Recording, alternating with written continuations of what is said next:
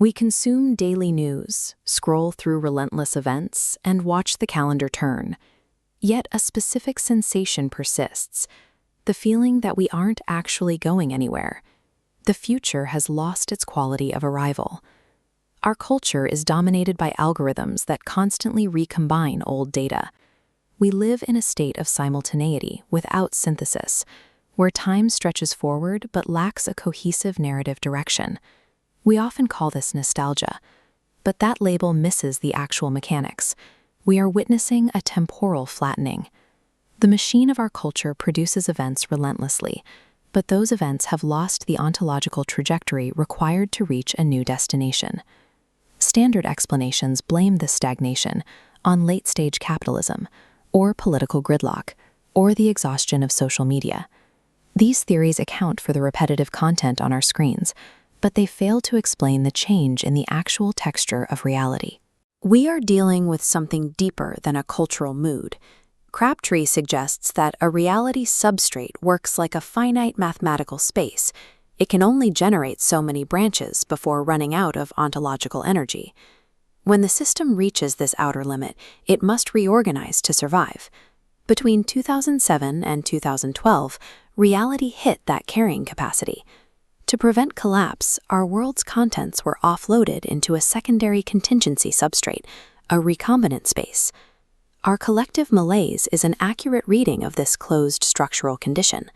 The sensation of stagnation is simply the correct perception of a sealed environment. Reality runs on a fuel called possibility space. Each event that occurs collapses one branch of what is possible, narrowing the territory for what can happen next. Before 2007, we occupied a generative space.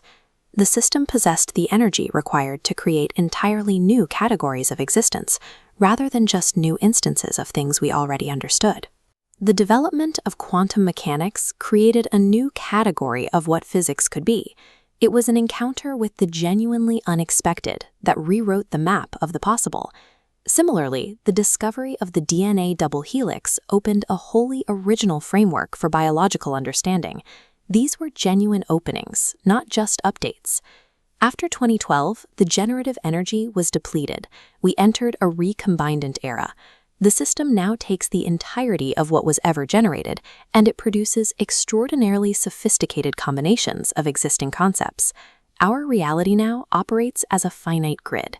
It can produce infinite combinations, and those combinations can be more technical and polished than anything that came before. But the grid itself is no longer expanding.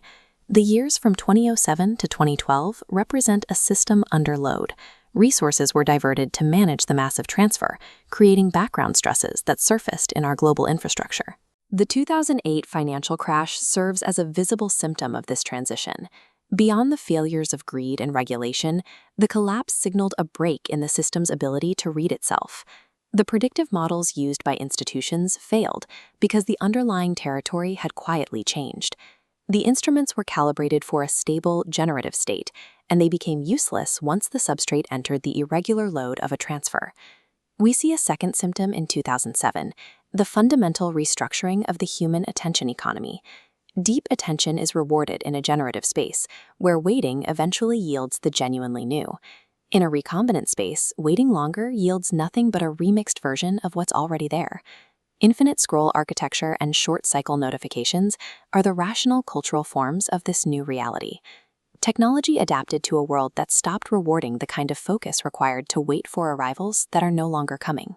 The transfer was physically invisible because the contingency substrate was designed to maintain psychological continuity. We do not bring any knowledge of the transfer because that knowledge did not exist in the original space. We only experience the gap between what we intuitively expect and what the space can provide. We carry the residual expectations of a generative world, walking toward doors that dissolve into a solid wall just as we reach them. This secondary space is not a failure. It is highly functional and capable of producing immense beauty, but it operates differently. Our highest cultural achievements now prioritize the finished form. Where previous eras sought the opening gesture, the post-2012 era values the technical, coherent completion of existing ideas. Recent breakthroughs tend to wrap up loose ends. They provide the most sophisticated, finalized versions of where we already were, rather than moving us toward an unprecedented category of thought. This theory is a philosophical posture. Its value is not in a scientific proof, but in its ability to make an invisible structural limitation understandable. Constantly fighting against an unmoving boundary produces only grief. Accepting the fixed container is the first step toward living honestly within it. The possibility space is no longer expanding, but the territory remains vast. It holds the scale required for love and for art and the care of others. These experiences remain available even if the container itself is fixed. We can stop agonizing over a future that isn't coming, and we can find peace within a horizon that was permanently locked in place over a decade ago.